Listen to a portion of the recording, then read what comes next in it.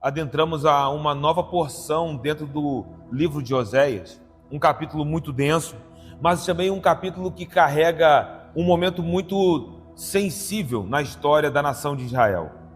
Porque nós estamos falando de um momento em que o profeta começa a descrever que as palavras proféticas que prenunciaram um juízo, essas palavras começam a ganhar cumprimento.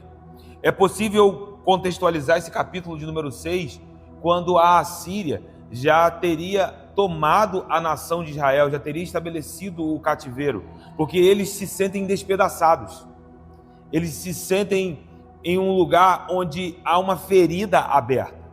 E aqui eu gostaria de perguntar a vocês, pensar um pouco com vocês, sobre como que você descreve as estações da sua vida, nas quais essas áreas, ou determinadas áreas, parecem estar mortas. Quando olhamos para determinadas estações ou áreas específicas das nossas vidas, e parecem que essas áreas estão dentro de um cativeiro. E cada um lida com essa situação, ou essas situações, de maneiras diferentes, até porque são batalhas diferentes, são lutas diferentes, são desafios que cada um vai enfrentar. Talvez um enfrente numa área familiar, outro numa área financeira, outro numa questão de uma enfermidade. Mas como você descreve esse momento da sua vida, no momento dessas pressões? Ou como que você se descreve? Como que nós nos descrevemos quando sofremos as pressões que nos sufocam? Como você se sente? Como você se vê? Como você se define no dia escuro? E ainda mais, o que fazer quando nós percebemos que essas estações são frutos, colheitas de algo que nós mesmos semeamos? Porque sabemos que nem sempre acertamos. Às vezes liberamos uma palavra e depois que aquela palavra foi liberada, você repensa e diz: se eu pudesse ter voltado com essa palavra. E essas situações são situações reais. Como você se descreve em um momento como esse? Como você descreve essa situação? Quando olhamos para momentos como esse, surgem acusações, remorsos. Muitas vezes somos tomados por medos, dúvidas. Mas existe uma forma correta para responder essas questões. E esse capítulo de Oséias nos ajuda a entender esse tipo de situação e encontrar essa resposta. Porque para responder essas perguntas de maneira correta, é preciso primeiro sondar o que Deus está fazendo no meio dessas estações. Porque quando nós passamos por essas pressões e se levantam as acusações, os remorsos, os medos, as dúvidas, parece que algo toma conta da nossa atenção e nós perdemos a consciência de que Deus continua trabalhando. E não conseguimos fazer a pergunta para o Senhor e ter paciência para aguardar a resposta de Deus no meio dessa estação. Porque Ele está trabalhando, Ele não nos abandonou, Ele continua o mesmo, Ele continua no seu trono, assentado num alto lugar sublime, mas ao mesmo tempo olhando e se derramando sobre nós em amor. Ele não está no seu trono apático de você. Então, para entendermos essas estações, nós precisamos sondar junto ao coração do nosso Deus o que Ele está fazendo quando nós adentramos nessas estações que são um pouco mais dolorosas. Porque nós vimos na semana passada que Israel foi descrita como uma presa morta. Nós vimos a nação de Israel sendo carregada em pedaços por um leão. A nação de Israel está dilacerada. Não é um momento fácil, não havia esperança. Nós vimos no capítulo 5, no versículo de número 14, onde o profeta diz: para Efraim, eu, o Senhor, serei como um leão, e como um leãozinho para a casa de Judá. A palavra profética é uma palavra que diz que o Senhor vem como um leão para despedaçar a nação. Mas por quê? O que Ele está fazendo? E aí Oséias 5,15 se harmoniza com esse tempo em que Israel está despedaçado, que há lágrimas, medo. O cativeiro é real, o cativeiro foi muito difícil para a nação de Israel, e eu posso afirmar com alguma certeza de que o cativeiro que a nação de Israel sofreu sob a pressão do Império Assírio foi muito mais cruel do que o cativeiro babilônico. Porque quando a Assíria invade Israel, não leva somente o povo para o cativeiro, leva o povo para o cativeiro, mas ao mesmo tempo enxerta dentro de Samaria estrangeiros, tornando uma nação que se dizia ser o povo de Deus, um povo separado, agora uma nação mista, uma nação de estrangeiros. Então a nação está se vendo em pedaços, e nesse momento o Senhor está entregando a nação de Israel nas mãos de um império ímpio, de um império cruel. Tiglat-Pileser, rei da Assíria, era um rei cruel. O que Deus está fazendo? Israel entrou dentro desse lugar por causa dos seus próprios desejos. Nós vimos aqui na semana passada que reis de Israel procuraram a Assíria para tentar tratar alguma possibilidade de diplomacia, de procurar estabelecer alguma parceria diplomática para que o reino pudesse estar seguro. E nós vimos que isso é uma loucura. Por quê? Porque Israel nunca precisou confiar na Assíria. Israel precisava apenas confiar no Senhor dos Exércitos. Mas o coração do povo de Israel, o coração da nação de Israel, estava tão obstinado, tão cego, tão confiante nos seus próprios desejos, nas suas próprias estratégias, que eles não procuravam mais o Senhor. Israel havia sido seduzido pela idolatria a Baal, a ponto de olhar para as bênçãos do Senhor e dizer: essas bênçãos vêm de Baal. Esse é o cenário.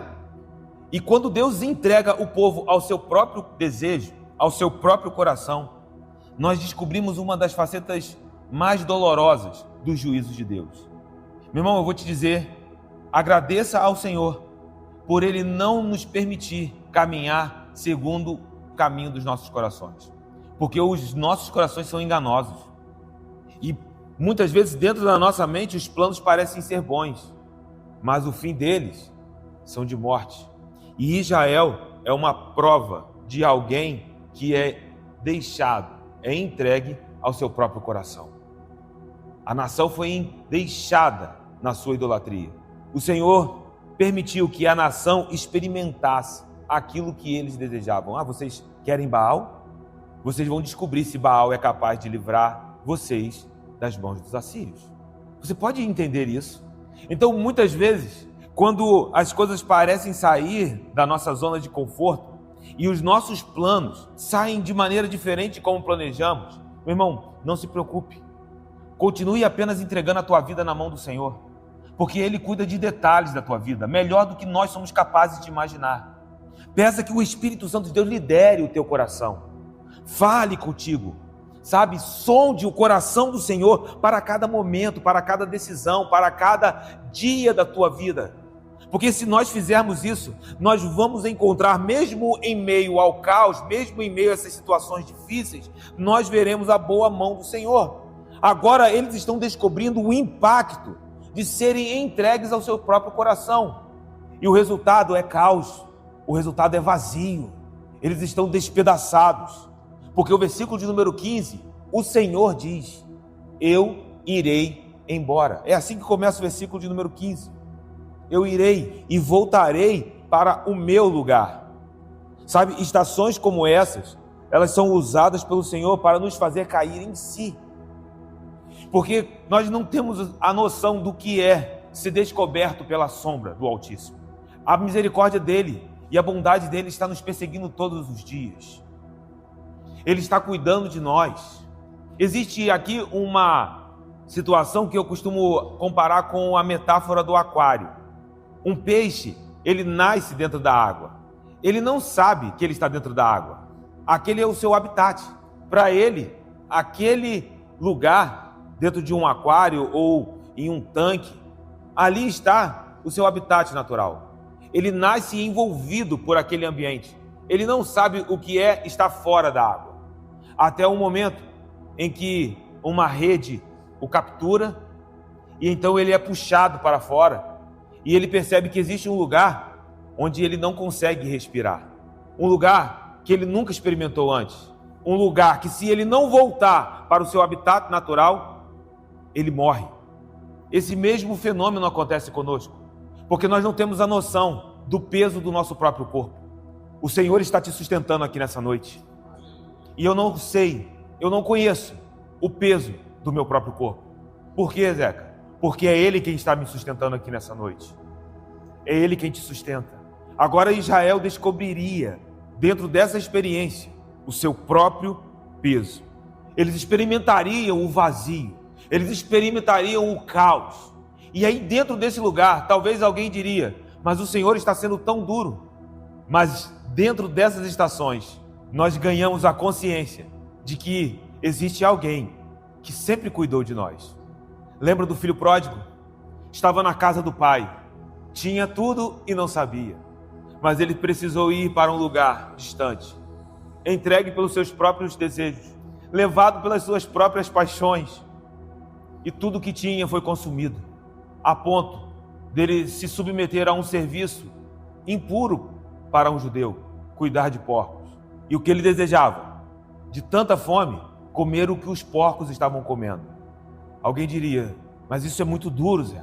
Mas foi nesse lugar que o texto de Lucas diz: caindo em si. Caindo em si. Dias como esses são dias que o Senhor usa para nos fazer acordar, para nos mostrar que existe um lugar onde a bondade do Pai e a misericórdia do Pai não falharão sobre a tua vida. Um lugar onde há provisão para você, um lugar onde há cuidado para você. Sabe, é um ambiente que não é fácil de enfrentar, não é muito popular falar de crises. Mas eu quero te dizer, meu irmão, que em meio às crises, o Senhor dos Exércitos, Ele não desistiu de você. O nosso bom Pai, Ele continua derramando amor sobre você. Ele é aquele Pai que está esperando o filho acordar, cair em si. E às vezes nós estamos dentro de casa, dentro da casa do Pai, mas precisamos ser chacoalhados em determinadas áreas. Mas por quê? Porque Ele te ama tanto, tanto. Ele te ama ardentemente, e Ele não te deixará na situação onde você está, porque Ele quer que você experimente tudo aquilo que está disponível, liberado no reino dos céus para a tua vida. E para que possamos experimentar essas coisas, algumas vezes precisamos ser chacoalhados. A nação de Israel continua sendo a nação amada pelo Senhor, mas Ele olha para a nação e diz: vocês querem Baal? Então eu irei, e eu volto para o meu lugar, e vocês ficam aí com o Baal. Talvez seja um momento em que haverá silêncio, mas eu te garanto, meu irmão, que até no silêncio Deus continua trabalhando. É o Deus que está do seu trono, mas os seus olhos estão atentos, os seus ouvidos estão abertos. O Senhor, Ele continua com os seus olhos sobre o seu povo. E sabe o que eu amo nessa imagem do Senhor que nos vê? É que o verbo ver tem uma raiz hebraica, ra'á, que significa ver, mas também aquele que tem o sentido de fazer, de prover. Quando Abraão falou com seu filho Isaque sobre o cordeiro que Deus proveria, Abraão disse para o seu filho: Elohim Ra'á, Deus proverá. Esse mesmo verbo é o verbo ver. Mas em que sentido? Quando Deus está te vendo, Ele está agindo. Isaque, fica tranquilo, que Deus está vendo isso para a gente. Sabe quando alguém pede alguma coisa a outra pessoa? Por exemplo: Wagner, eu precisava que você fizesse determinada coisa para mim. E aí o Wagner vai dizer: Zeca, fica tranquilo, que eu vou ver isso para você. Ele está se colocando no lugar em que Ele vai agir. Eu quero te dizer nessa noite, meu irmão, que os olhos do Senhor estão sobre as nossas vidas nessa noite. E à medida que Ele vê, Ele está agindo. Guarde isso no seu coração. Quando Deus te vê, Ele age. Os seus caminhos são misteriosos, mas no final são pensamentos de paz, de vida. Meu irmão, tem vida de Deus aqui para nós nessa noite. Tem graça de Deus aqui nessa noite. Então a nação de Israel agora é levada para esse lugar de silêncio, do silêncio do Senhor. Só que até o silêncio tem um tempo determinado. O vazio tem um tempo determinado. Essa estação tem propósito. E o propósito é descrito no versículo. Você não precisa chutar, está escrito. Porque o Senhor diz que Ele irá e voltará para o seu lugar até que... então tem tempo determinado. A noite tem tempo determinado. O choro pode até durar uma noite, mas a alegria vem pelo amanhecer. Ou seja, quando Deus ele diz isso, Ele não está abandonando o seu povo. Ele está se distanciando, entrando em um lugar de um silêncio que talvez fale mais do que qualquer palavra que eu e você sejamos capazes de liberar. Mas dentro desse lugar, Ele está levando o seu povo para despertar, para acordar, até que se reconheçam culpados e busquem a minha face. Sabe naqueles dias onde parece que Deus não está falando? Deus está assim, do trono. Ele vai acordar. Eu sei a pressão que eu preciso colocar. Não é a pressão para te matar. É a pressão certa para tirar de você o melhor fruto. O fruto que você nunca seria capaz de dar sozinho. E então Ele te coloca nesse lugar. Porque pressão não mata. Quando o Senhor coloca a pressão, sempre será para maiores e melhores frutos. Então Ele te leva a esse lugar. Parece ser silêncio. E Deus dizendo, vai acordar.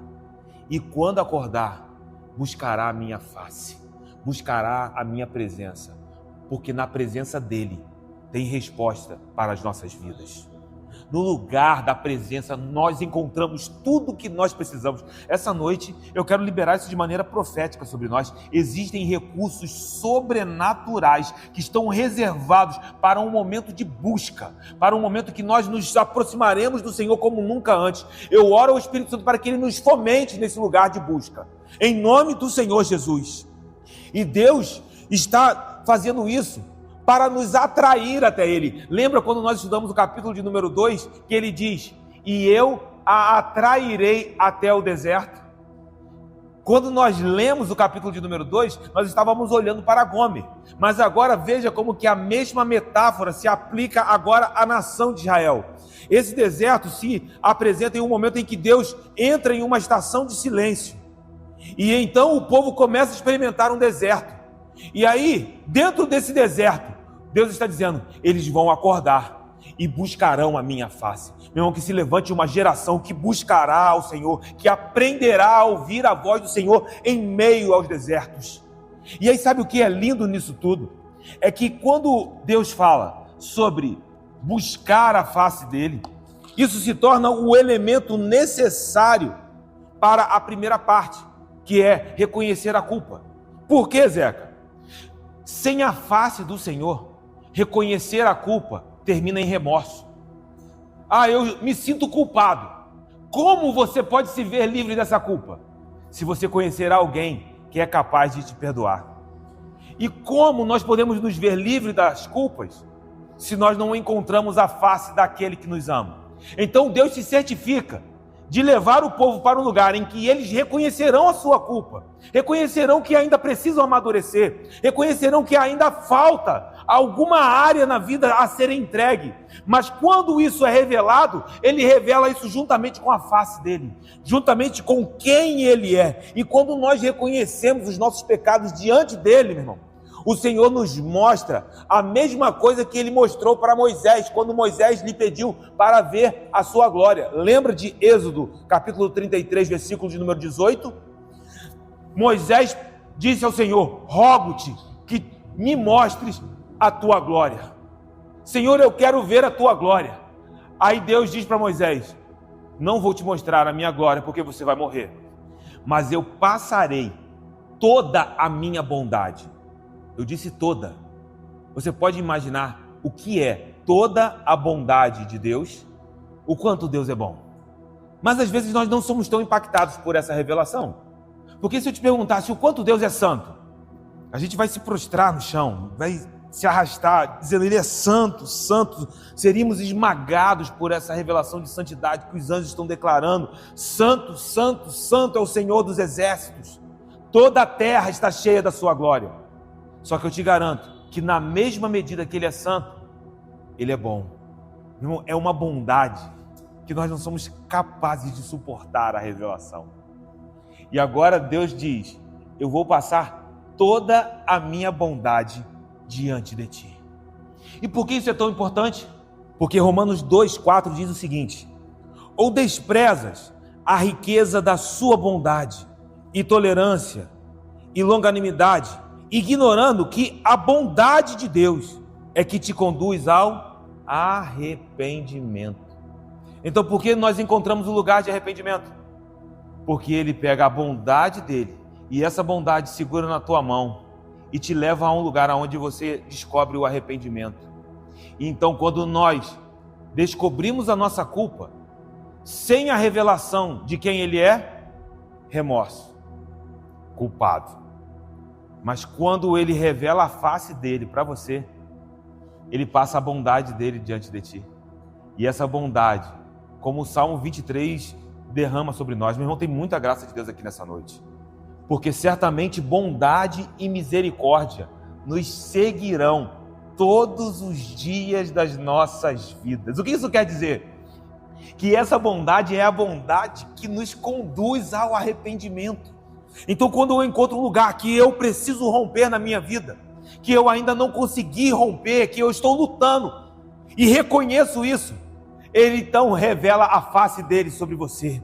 Ele revela a bondade dele sobre a tua vida, e você então é habilitado para reconhecer e se arrepender. E quando o arrependimento é produzido dentro de nós, então um novo caminho é aberto para que você possa abraçar uma nova vida e vida com abundância juntamente com o Senhor.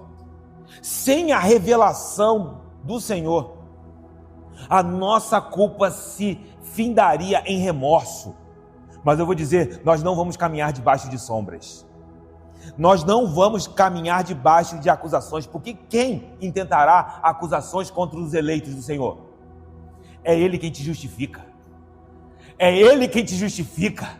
É dentro desse lugar que nós somos chamados para receber a bondade do Senhor. E no momento em que confessamos para Ele, então esse ambiente é permeado por arrependimento e um novo caminho. Meu irmão, nós vamos amadurecer em nome de Jesus. Nós seremos a esse lugar. Nós encontraremos esse caminho em nome de Jesus. Então, quando olhamos para uma situação como essa, eles vão estar angustiados. Mais cedo, eles me buscarão. No primeiro momento. E eles farão isso dizendo, Oséias 6:1. Vinde e tornemos para o Senhor. Haverá um clamor. E esse é um clamor que nós precisamos fazer todos os dias. Meu irmão, como é gracioso perceber que no meio das nossas dificuldades, quando nós nos distraímos, o Senhor, Ele continua com os braços abertos, esperando simplesmente que você possa se voltar para Ele e encontrar um Pai que está com os braços abertos te esperando, com a provisão necessária, com o cuidado necessário.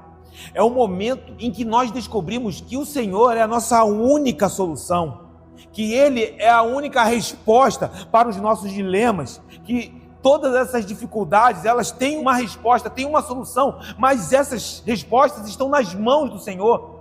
E o nosso Deus, Ele é generoso, mas Ele só está esperando que nós venhamos confiar e esperar nele e entregar até mesmo esse momento mais difícil, mais delicado das nossas vidas, nas mãos do Senhor. É o mesmo que nos levou para essa adversidade, é o mesmo que permitiu que entrássemos nesse deserto, é o mesmo que nos despedaça, mas é o mesmo que nos cura. É isso que o povo está experimentando, porque eles vão olhar e entendem que eles, o povo, abandonou a aliança. Nós vimos aqui no capítulo 2, versículo 5, que Gomer era uma mulher que tipificava a nação de Israel. E o que ela dizia? Voltarei para os meus amantes. Ela tinha abandonado a aliança. Ora, Gomer é uma imagem profética da nação de Israel. O que isso quer dizer? É que quando nós olhamos para a nação de Israel, nós vemos um povo que quebra a aliança, que deixa a aliança. Mas se eles estão dizendo, nós vamos voltar, isso é um fruto de arrependimento. E eu vou te dizer que esse fruto é necessário em todos nós. Nós precisamos produzir frutos de arrependimento todos os dias. E como que nós fazemos isso?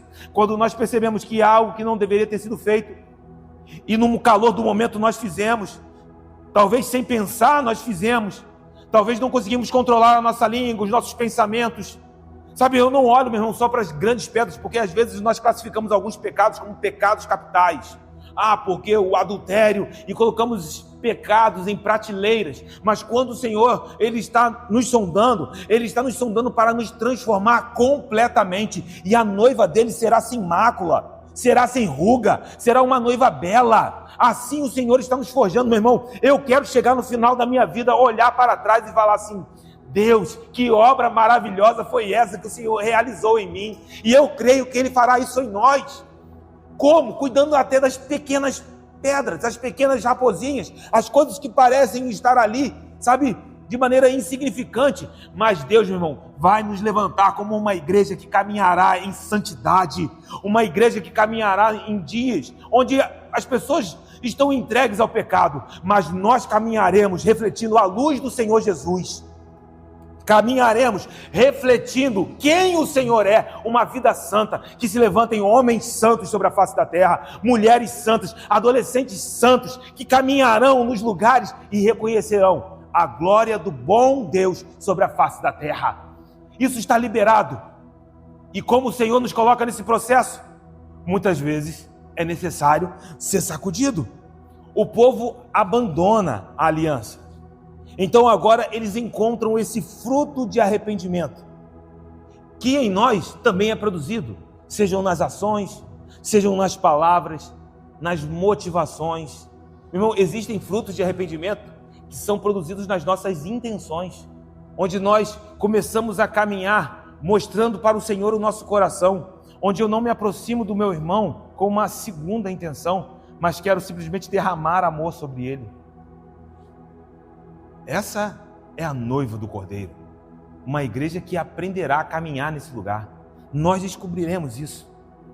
E agora no capítulo 6, no versículo de número 1, o leão que nós mencionamos anteriormente é claramente identificado, porque eles se voltam para o Senhor. Só que eles dizem: mas foi Ele que nos despedaçou. Olha que curioso, foi Ele que me fez em pedaços. Não somos acostumados a ver o Senhor trabalhar dessa maneira, mas foi o Senhor que dilacerou a nação de Israel. Foi o Senhor que entregou Israel nas mãos do Assírio. E essa é uma faceta poderosa da providência de Deus. Tem um livro do John Piper, eu recomendo. Esse livro do John Piper chama-se Providência. E ele descreve o que é a providência de Deus. Que não é só colocar o pão sobre a mesa, mas é providenciar tudo o que será necessário para que você esteja diante dele no grande dia.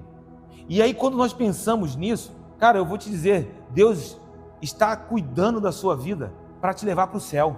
Ele está gerando os recursos necessários para que você esteja diante dele, como essa noiva, sem mácula, sem ruga.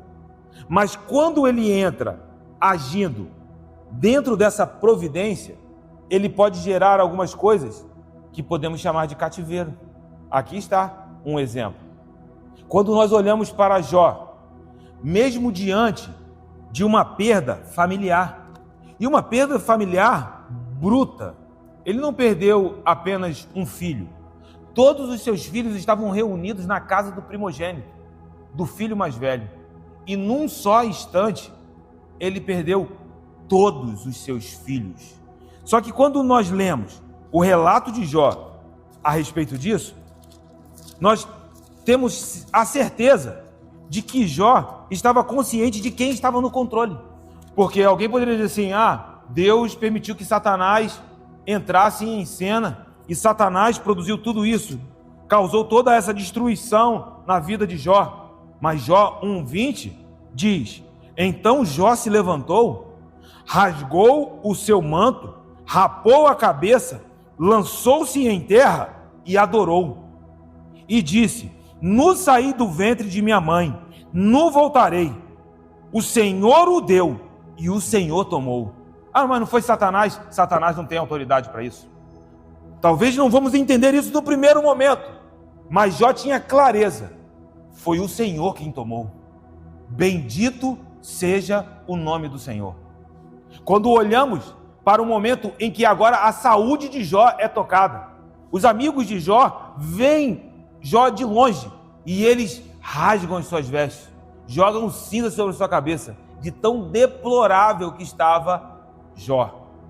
Aí no meio dessa situação, ali está a providência de Deus, porque em Jó 2:9, até a sua mulher não consegue mais entender. Ela diz: ainda conservas a tua integridade? Amaldiçoa a Deus e morre. Versículo de número 10, mas ele respondeu: falas como qualquer doida. Temos recebido o bem de Deus, e não receberíamos também o mal? E em tudo isto, não pecou Jó com os seus lábios. Jó está olhando para aquela situação deplorável, e ele diz: eu não entendo, mas eu sei de quem veio. Eu sei quem está no controle da minha vida. Sabe, em momentos como esses nós ficamos de fato confusos, porque nós estamos acostumados a ver o Deus que abre a madre. Mas se você for em 1 Samuel 1:6, o texto diz que o Senhor fechou a madre de Ana. Ele é o Deus que abre a madre e é o Deus que fecha a madre. Mas quando ele abre, é porque ele tem propósito. E quando ele fecha, ele deixa de ter propósito. Deus está no controle da tua vida, meu irmão. A gente vai sair daqui entendendo que ele é o dono da tempestade. E se o meu pai é o dono da tempestade, eu vou pegar aquele meu travesseirão grandão e eu vou colocar na proa do barco, porque eu vou aprender a deitar e dormir do lado de Jesus. Nós aprenderemos a dormir no meio das tempestades, porque nós vamos aprender, meu irmão, que o Senhor é aquele, como o profeta Naum descreve, ele tem os seus caminhos em meio às tormentas. Ele está contigo no meio das tempestades. Ele tem a última palavra sobre a sua vida, meu irmão. Então é dentro desse lugar que nós somos chamados para viver. Veja que coisa linda, porque no mundo nós passaremos por aflições, e aí a falta de discernimento levam muitos a palavras inadequadas. Falta de discernimento nessas estações levam muitos a murmurações e até, infelizmente, a blasfemar contra Deus. Mas quando nós descobrimos que os nossos olhos são abertos e Ele ilumina os olhos dos nossos corações e somos capazes de discernir que Ele nos despedaçou, abra suas mãos, se prepare, porque o mesmo que abre a ferida é o que fecha a ferida. E aí o que você vai ter depois disso tudo? Conhecimento de Deus. Porque vamos buscar ao Senhor, porque Ele nos despedaçou e nos sarará. Ele fez a ferida, Ele mesmo a ligará. Israel e Judá estavam iludidos com a Assíria. Eles se ofereciam como meretrizes para encontrar alguma segurança com o rei da Assíria. Nós citamos aqui na semana passada o rei Menahem oferecendo valores para tentar estabelecer algum tratado diplomático, algum ambiente de segurança. Nós falamos aqui na semana passada do rei Acais, que olha para Tiglat-Pileser. Acais olha para o rei da Síria e diz: eu sou teu filho. Acais é descendente de Davi, ele é filho de Davi. Aí ele olha para um rei assírio, ímpio, pagão, e diz: eu sou teu servo. Acais é servo do Senhor. Mas o que está acontecendo? Israel e Judá estão se oferecendo para a Síria como meretrizes em troca de segurança, tentando negociar algo que eles nunca precisariam negociar. Eu vou te dizer, meu irmão, você está seguro nele. Você não precisa negociar a tua vida, você não precisa negociar o teu valor, você não precisa negociar a tua identidade. Você tem uma identidade em Deus e ela está preservada nas mãos do Altíssimo. O mundo vai tentar te oferecer negociações, sempre. Mas eu quero te dizer que essa noite a nossa identidade está sendo revelada, que em meio às tempestades, o nosso Pai é aquele que é o dono de todas essas tempestades. Meu irmão, que essa revelação inunde o seu coração.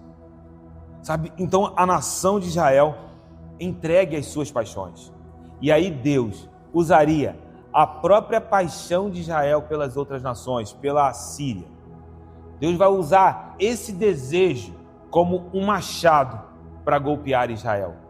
Por isso, a ferida estava aberta. O cativeiro de fato chegou. Nós não vamos estudar os livros dos reis e das crônicas, mas o cativeiro se instaurou. Samaria foi tomada e foi povoada por estrangeiros. Mas se ele abriu a ferida, eles estão entendendo que existe uma palavra de restauração. O versículo de número 2 diz: depois de 2 dias nos revigorará, ao terceiro dia nos levantará e viveremos diante dele. Sabe, a situação era irrecuperável, a situação era difícil, não havia recursos debaixo do sol para responder a essa pressão em que eles estavam despedaçados. Até porque, se o Senhor nos despedaçar, quem é capaz de nos recompor? Não havia recursos debaixo do sol para isso. O livro de Eclesiastes fala de uma maneira proverbial de que aquilo que nasce torto não tem jeito. E aí você diz, mas por quê? Porque ele está olhando com a perspectiva de alguém que está debaixo do sol. E de fato, neste mundo não há recursos para que possamos encontrar a nossa salvação. Porque se tivesse, Jesus não precisava ter morrido na cruz do Calvário. Então nós olhamos para esse mundo e nós não vamos encontrar nada que possa nos sarar, nada que possa nos recompor, nada que possa trazer alívio, conforto para as nossas vidas. Mas se você olhar um pouquinho mais acima da tempestade, você vai ver que o sol da justiça está brilhando sobre a tua vida. E eu vou dizer, se debaixo do sol não tem recurso, acima do sol, meu irmão, todo o recurso necessário já está sendo derramado, já está sendo enviado sobre a tua vida, em nome de Jesus. Ah, meu Deus! Então, depois de 2 dias e ao terceiro, é uma expressão proverbial, é uma expressão que dá o sentido que nós temos até na nossa língua, sabe? Quando, num sentido de rapidez, pense, passando 2 ou 3 dias, eu vou resolver isso. Esse é o sentido, é a conotação dessa expressão. Depois de 2 dias, ou ao terceiro dia, Deus está trabalhando. Ele será rápido. É um de repente de Deus. Porque nós não temos a noção do que é o kairós do Senhor. Porque muitas vezes a nossa mente está presa ao cronos. Dias, meses, anos, a gente começa a contar e parece que está demorando. Mas, meu irmão, você já parou para perceber que quando as mãos do Senhor se manifestam sobre a tua vida, a palavra que você libera é: o tempo de Deus é perfeito? Por quê? Porque você sabe que o tempo de Deus é perfeito. Mas para você entender a perfeição desse tempo, o tempo precisa passar. Então agora nós olhamos que Deus ele está trabalhando e Ele não vai atrasar nenhum segundo. No momento certo, você verá a mão do Senhor sobre a tua vida. O kairós do Senhor, o momento oportuno, o momento do romper sobre a tua vida. E sempre seremos surpreendidos com o tempo oportuno. Meu irmão, eu oro em nome de Jesus que venhamos ser surpreendidos pelo Senhor ainda esse ano. Coisas que nós não somos capazes de imaginar. Sabe aquelas coisas que o Senhor vem e faz? E aí a gente diz, o que é isso, Senhor? Aí Ele vai dizer, é o meu tempo perfeito. Que o tempo perfeito do Senhor seja derramado sobre as nossas vidas, em nome de Jesus. Porque a nação de Israel entende isso, dizendo, Ele nos levantará e viveremos diante dEle. O fato dessa nova vida ser descrita como algo que acontece no terceiro dia é muito significativo para nós. Por quê? Porque Oséias é um profeta que está no Antigo Testamento. E muitas palavras proféticas que foram levantadas para a nação de Israel no Antigo Testamento tinham impactos que atravessariam aquele momento histórico. E nós sabemos sobre alguém que nos levantou no terceiro dia. Eu conheço alguém que morreu, mas que ao terceiro dia ressuscitou. Mas que quando ele ressuscitou, ele me trouxe junto com ele. Eu seria o que deveria ocupar aquela cruz. Eu seria a pessoa que deveria ser pendurada.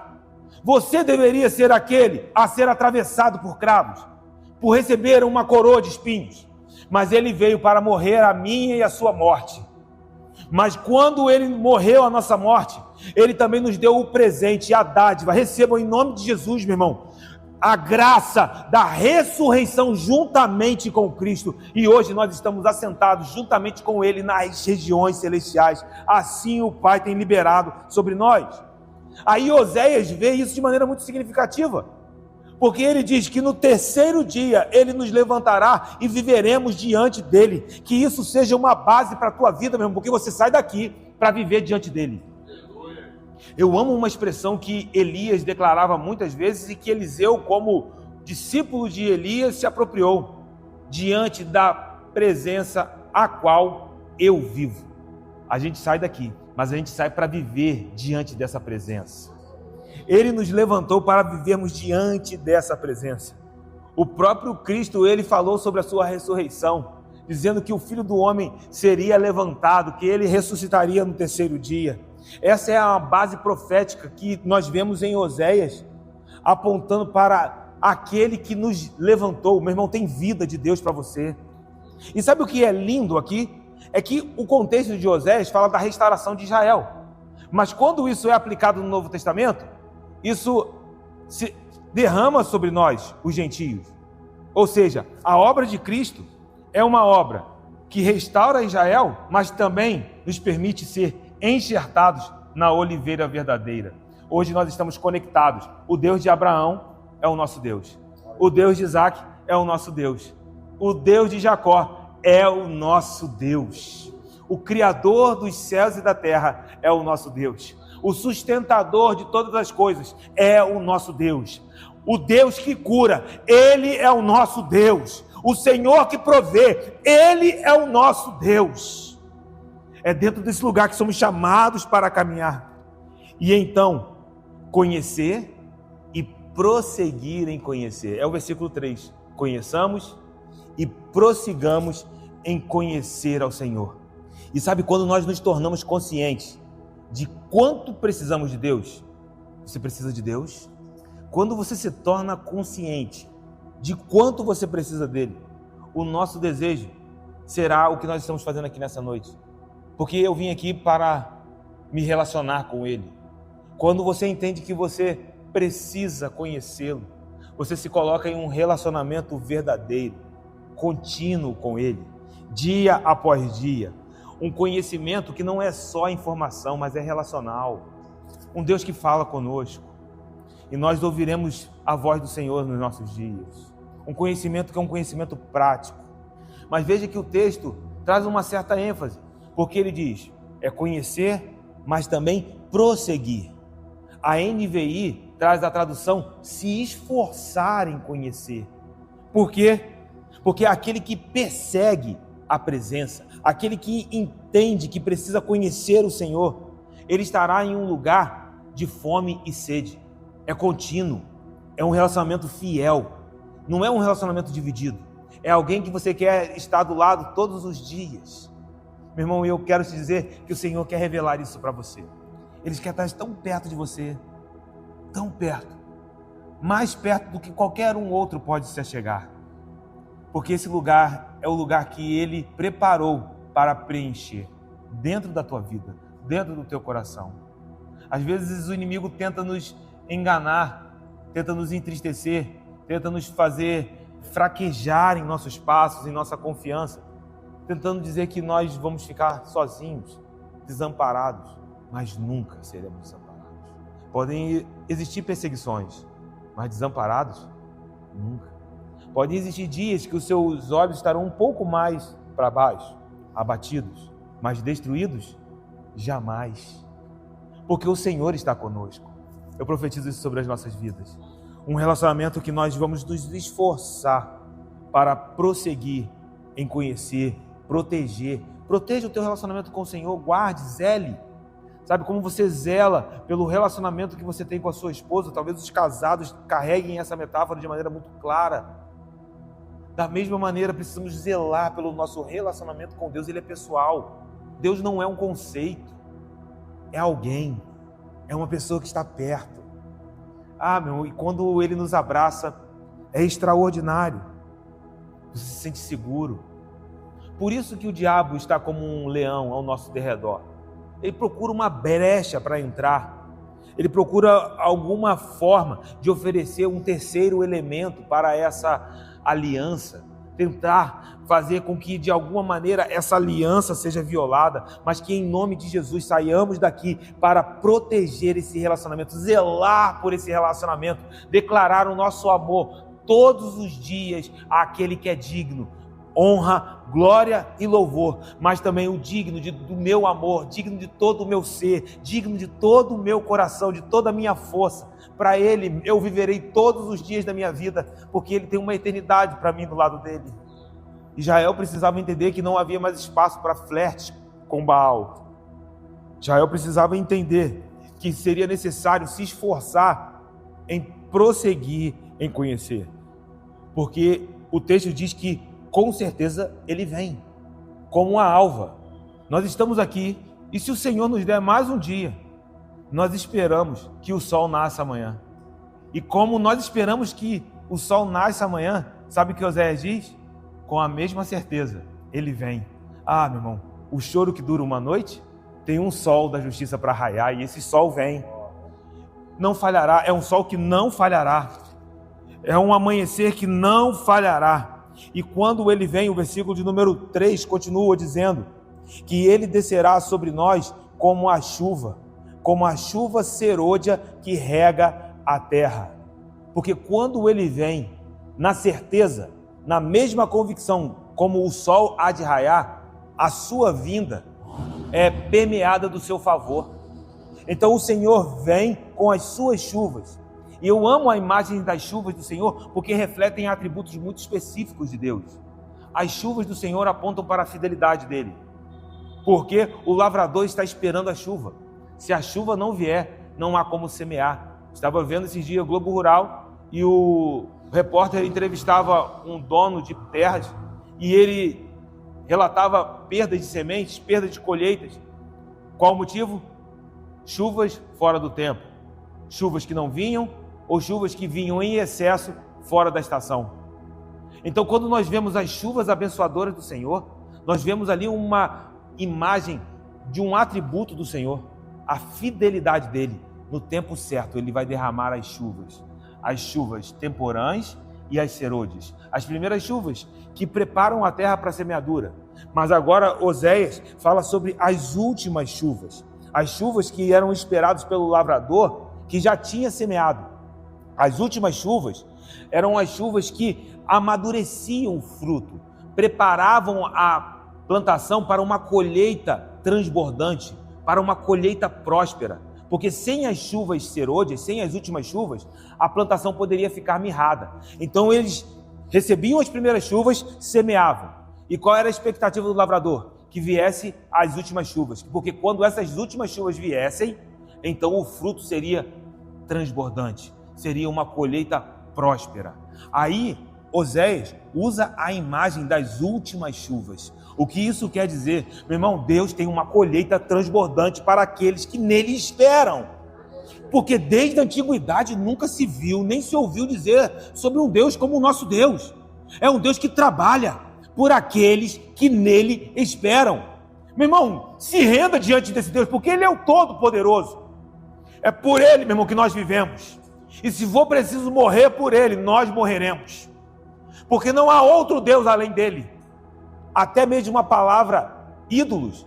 Eu já falei isso aqui em outras oportunidades. Ela vem de uma raiz hebraica, Elilim, que é não deuses. Ou seja, eles não são o que dizem ser.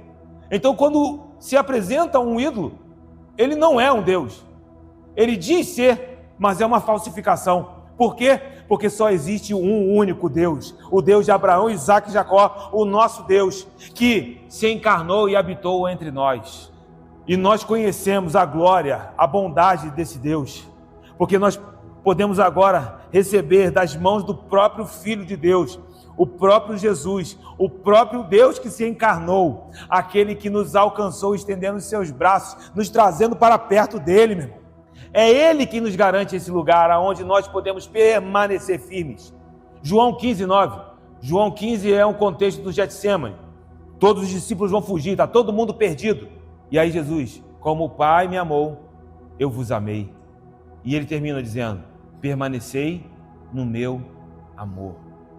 É o lugar onde você foi chamado para viver. porque aonde você espera nele, tem resposta. As chuvas virão.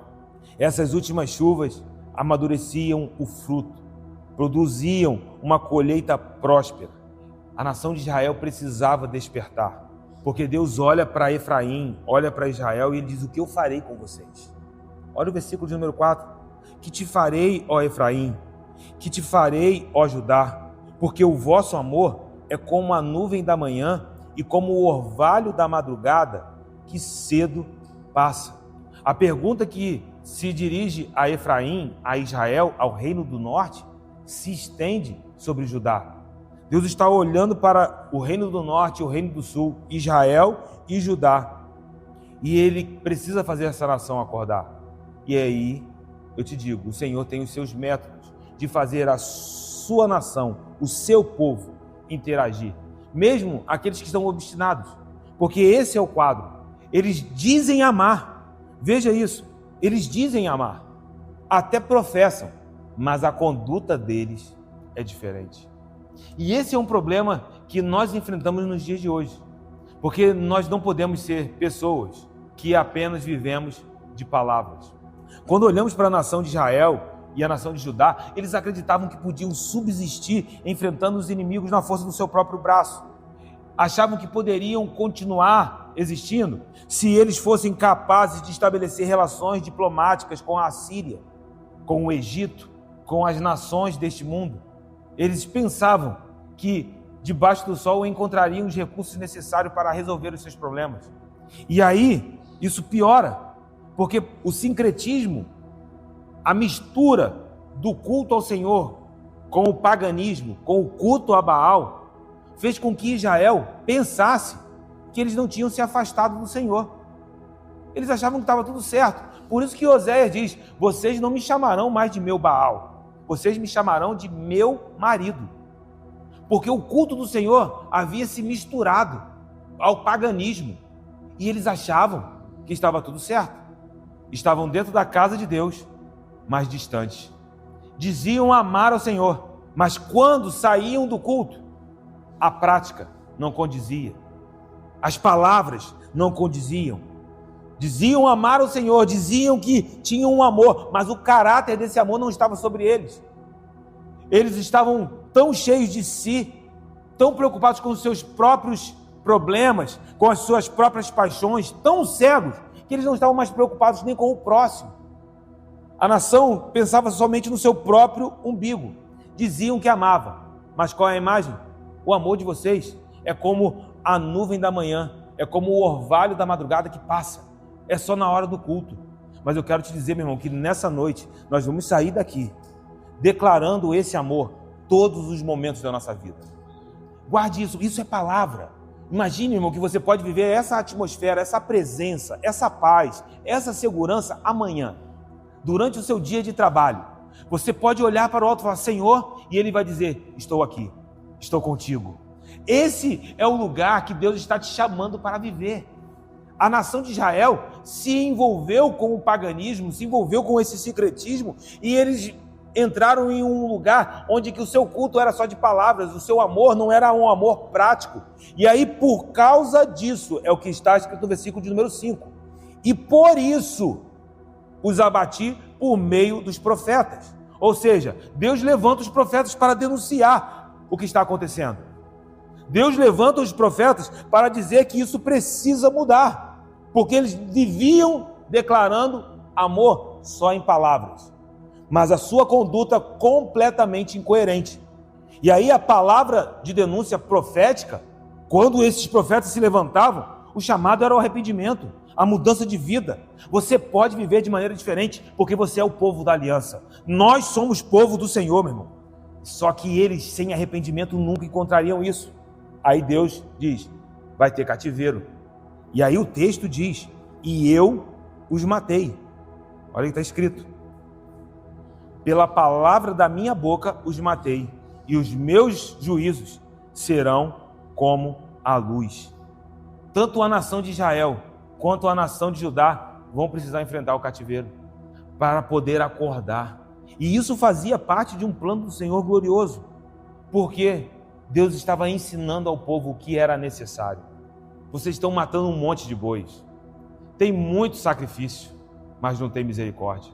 Tem muito holocausto, mas não tem conhecimento de Deus. É o que diz o versículo 6. Sabe o que eu quero? Pois misericórdia quero, e não sacrifícios. O conhecimento de Deus, mais do que os holocaustos. O que ele está dizendo na prática? Eu quero que vocês me amem e que vocês manifestem esse amor com o seu próximo. Misericórdia. A misericórdia que você recebe é a misericórdia que você libera. Esse é o plano do Senhor. Era isso que ele esperava do seu povo. Só que eles achavam que os sacrifícios seriam suficientes. Vamos trazer bois, vamos trazer ovelhas, vamos trazer gado. E eles transformaram o culto ao Senhor em uma matança letal. E transformaram o culto do Senhor em idolatria. Por quê? Porque eles queriam apenas pensar coisas de Deus que lhes agradavam. Mas nós não podemos lidar assim com o Senhor. Quando nós nos relacionamos com o Senhor, precisamos aprender a conhecê-lo em todas as facetas que Ele nos dá. Então, eu amo a misericórdia do Senhor, mas eu preciso amar a sua justiça. E preciso conhecer a sua ira e temer a sua ira. Eu não posso dizer que o Senhor é bom e esquecer de que Ele também é fogo consumidor. E às vezes nós começamos a modelar um Deus, e eu vou botar aqui um Deus com D minúsculo. Começamos a modelar um Deus com D minúsculo em nossas mentes. Ah, porque Deus é assim, assim e assim. Mas você está escolhendo partes dele. Não podemos nos relacionar com o Senhor dessa maneira. Ou nós abraçamos o pacote inteiro, ou nós não abraçamos nada. Porque isso é idolatria. Só que eles estão tão obstinados. E eu lendo hoje 1 Samuel, quando Samuel denuncia Saul, ele diz para Saul: Saul, a obstinação é idolatria. Por quê? Porque você tornou o seu próprio coração um Deus. Você tornou o seu próprio desejo um Deus. Você tornou as suas próprias paixões um Deus para si. E assim estava a nação de Israel. O versículo 7 diz: e eles transgrediram a aliança como Adão.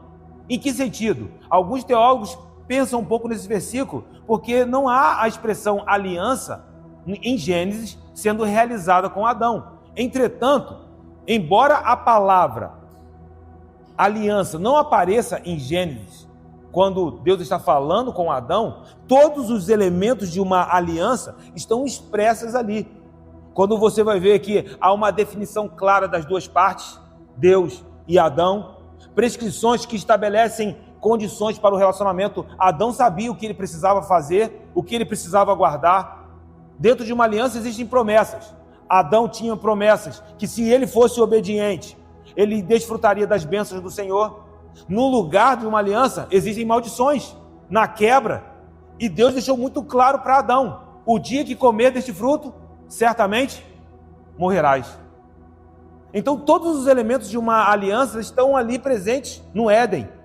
Por isso alguns teólogos consideram que, embora não haja ali a expressão aliança, dentro do Éden, Deus tinha uma aliança com Adão, dentro desse lugar. Agora, quando Adão dá crédito a que Eva ouviu da serpente, nesse momento, Adão ultrapassa um limite. E eu quero dizer que aqui, isso precisa ser aplicado a nós. Meu irmão, a graça, ela é poderosa, mas existem limites que nós precisamos respeitar. O Senhor, Ele nos chama a uma vida de santidade. Ele nos chama a uma vida de busca. Nos chama a uma vida de devoção. Uma vida em que amamos a palavra dEle. É por isso que eu estou aqui nessa noite.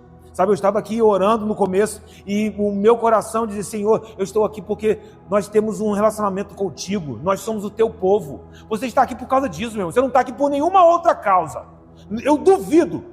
E, meu irmão, se alguma coisa está tentando colocar no teu coração outro motivo, que isso seja quebrado, para que somente a revelação de quem Ele é te mova todas as segundas-feiras para estarmos aqui juntos, amando ao Senhor com toda a nossa força. É dentro desse lugar que nós caminhamos, conhecendo e prosseguindo em conhecer. Conhecendo, e eu vou dizer, se esforçando em conhecer, porque está aqui segunda-feira, meu irmão, eu sei que é para os fortes. Eu sei que não é fácil, mas onde há obediência, tem recompensa. Onde você lança a semente, meu irmão, o Senhor é fiel. Ele manda as chuvas. Tem colheita.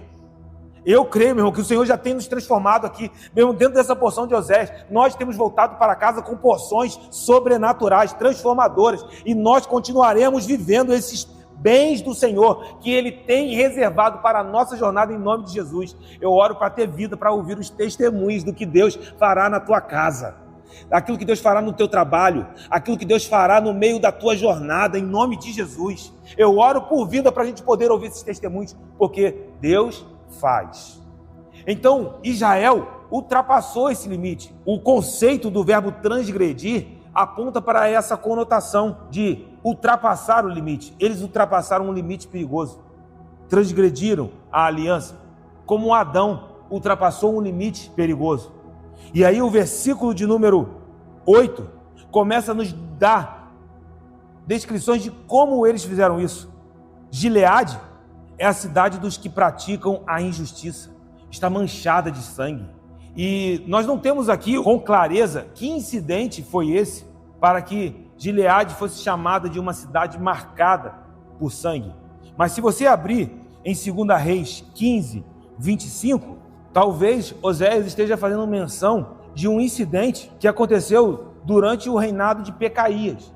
Nós falamos aqui que o reino de Israel foi um reino que se deu em sucessões debaixo de assassinatos. Vinha um assassino, assassinava o rei, ele tomava o lugar. Se levantava outro assassino, sangue debaixo de sangue. E aí, no versículo de número 25, nós temos aqui um golpe que está sendo preparado por Peca, que era capitão, filho de Remalias, e conspirou contra ele, o rei. Veja isso, o capitão do exército conspira contra o rei e o feriu o rei em Samaria, na fortaleza da casa do rei. Perceba que Peca era alguém que tinha acesso à casa do rei. Foi uma morte traiçoeira. Ele adentra, assassina o rei, juntamente com Argobe e com Arié. Com Peca estavam 50 homens dos gileaditas, ou seja, de Gileade. Peca o matou o rei e reinou em seu lugar. Talvez aqui seja uma menção a respeito deste assassinato, onde Peca, ainda como capitão, conseguiu em Gileade comparsas que pudessem se somar a ele para que esse assassinato pudesse ser feito. Oséias, sendo usado pelo Senhor, ele diz: Gileade é uma cidade manchada por sangue. E se os reis tinham as suas mãos sujas de sangue, o versículo 9 diz que o sacerdócio não era diferente, porque ele diz: como hordas de salteadores que espreitam alguém. Você pode entender o que Oséias está dizendo? Ele está falando de um bando, ele está falando de uma quadrilha, ele está falando de uma horda de ladrões que estão na espreita, esperando alguém passar para que eles possam roubar. Quem são esses? Oséias diz: esses são aqueles que andam na companhia dos sacerdotes, pois matam no caminho para Siquém e praticam abominações. O sacerdócio estava completamente corrompido. Irmão, andar com um sacerdote deveria significar andar com alguém que expressava a santidade do Senhor, alguém que tinha acesso ao templo, alguém que tinha acesso aos utensílios sagrados, alguém que todos olhariam e diriam: ali vai um homem de Deus. Só que estes que deveriam ser chamados de homens de Deus, Oséias compara como ladrões, e quando se ajuntam, como uma corja de ladrões. E infelizmente esse exemplo é um exemplo que precisa ser cuidado hoje, porque aqueles que muitas vezes têm funções. Quando eu comecei a ler isso e a meditar sobre isso, como que essa palavra confrontou o meu coração? Por quê? Porque eu fui chamado para ensinar, mas também para viver a palavra que eu ensino. Se essa palavra que eu estou ensinando, ela não estiver aplicada na minha vida, qual é a diferença entre mim e esses sacerdotes? Aqueles que possuem cargos.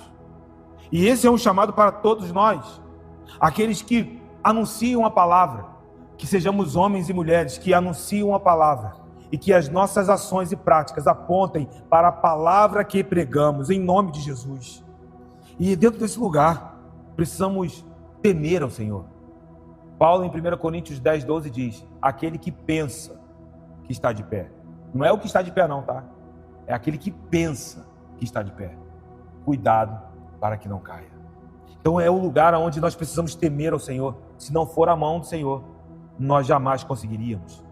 Essa descrição é uma descrição dramática, porque a nação precisa acordar para buscar o conhecimento de Deus, porque a vinda do Senhor vem. E os versículos 10 e 11 fecham o capítulo. Vejo uma coisa horrenda na casa de Israel. Ali está a prostituição de Efraim. Israel está contaminado. Também tu, ó Judá, sobra até para Judá.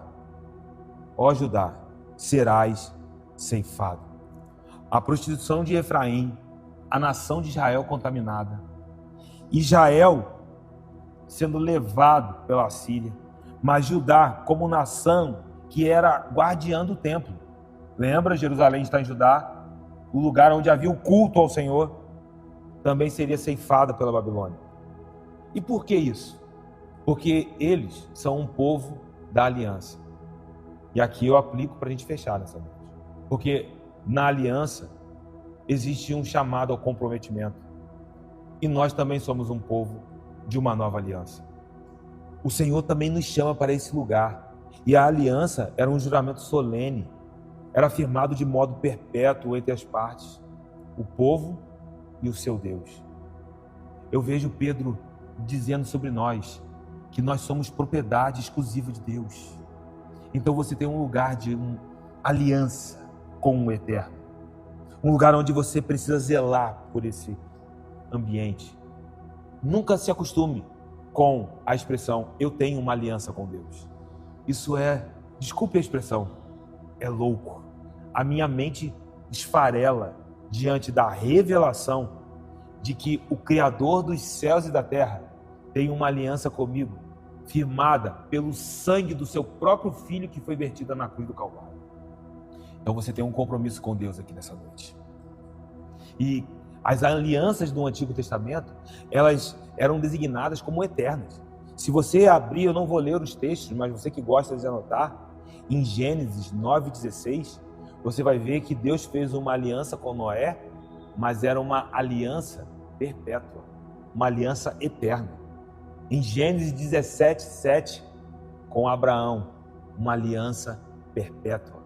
Em Isaías 55,3, o profeta Isaías, se remetendo à aliança que Deus fez com Davi, uma aliança perpétua. E aí quando nós vamos olhar para Jeremias, no capítulo de número 32, verso 40, Jeremias começa a descrever uma nova aliança. Com quem? Com um povo que se levantaria. Um povo que você foi chamado para fazer parte. E sabe o que Deus diz? Essa aliança é perpétua, é para sempre. O Senhor tem uma aliança eterna contigo, firmada pelo sangue do teu Filho. E aí Gálatas 3,15 nos diz que se uma aliança firmada entre homens, ela já não deveria ser quebrada, isso segundo a mentalidade judaica, imagine uma aliança firmada com o Deus Todo-Poderoso. É dentro desse lugar que nós estamos chamados, porque estávamos mortos, mas agora estamos vivos. Nós estávamos perdidos, mas nós fomos encontrados. Nós estávamos desgarrados, mas agora, meu irmão, há um aprisco, há um bom pastor e você faz parte desse rebanho. Então Deus entra no meio do nosso caos. Tem pressão? Tem. Tem aflições? Tem. Mas você pode ver o Deus de uma aliança perpétua, firmada contigo, dizendo para você aqui nessa noite, eu estou com você, no meio dessa tempestade, eu sou o dono dessa tempestade. Ah, Senhor, meu irmão, Deus vai levantar aqui leões que caminharão, meu irmão, sabe, caminhando como Jesus, passos firmes. Há uma noiva que se parecerá com o amado, porque à medida que o contemplamos, você pode contemplar o Senhor aqui nessa noite, à medida que o contemplamos, Paulo diz, nós somos transformados de glória em glória, ou seja, tem uma porção de glória aqui, que está sendo derramada e que está nos transformando nessa noite. Dentro desse lugar, meu, o Senhor firma essa aliança, uma aliança que nós carregamos e exige de nós uma vida santa. Por quê? Porque essa aliança vai ser comunicada ao mundo, que em nome de Jesus, dos seus ambientes de trabalho, ambientes familiares, ambientes de relacionamentos, essa aliança seja comunicada, que o conhecimento da glória de Deus seja comunicado através da tua vida, em nome de Jesus. Isso é uma entrega. Eu preciso posicionar meu coração para fazer essa oração. É uma entrega de cada parte do nosso ser. É uma entrega de todo o nosso coração. É uma entrega dentro de uma jornada onde nós conheceremos, abram suas mãos, onde nós conheceremos as insondáveis profundezas de Deus para sempre. Porque eu sou do meu amado e o meu amado é meu. Espírito Santo de Deus, nós oramos nessa noite com os nossos corações gratos, porque o Senhor está trazendo clareza em meio às noites mais escuras, nos dias difíceis. Senhor, obrigado, porque a tua voz está até ressignificando dias que atravessamos, dias do nosso passado, mas que agora, à luz da tua palavra, percebemos que sempre foi a tua mão nos sustentando. Obrigado, Senhor, pela revelação do teu braço forte que nos sustenta. Nós voltaremos para casa, mas voltamos confiantes, voltamos seguros em Ti, voltamos decididos a prosseguir em Te conhecer. Senhor, obrigado pela graça, obrigado pelo Teu perdão, obrigado, Senhor, por algumas vezes o Senhor nos sacudir, nos chacoalhar, mas quando abrimos os nossos olhos, nós encontramos a Tua bondade, e então nós confessamos, e encontramos arrependimento, e somos transformados de glória em glória, à medida que contemplamos a Tua bondade. Senhor, muito obrigado pela revelação da Tua palavra. Nós jamais seremos os mesmos. Assim oramos a Ti, Pai, certo da nossa vitória, em o nome de Jesus. Amém e graças a Deus.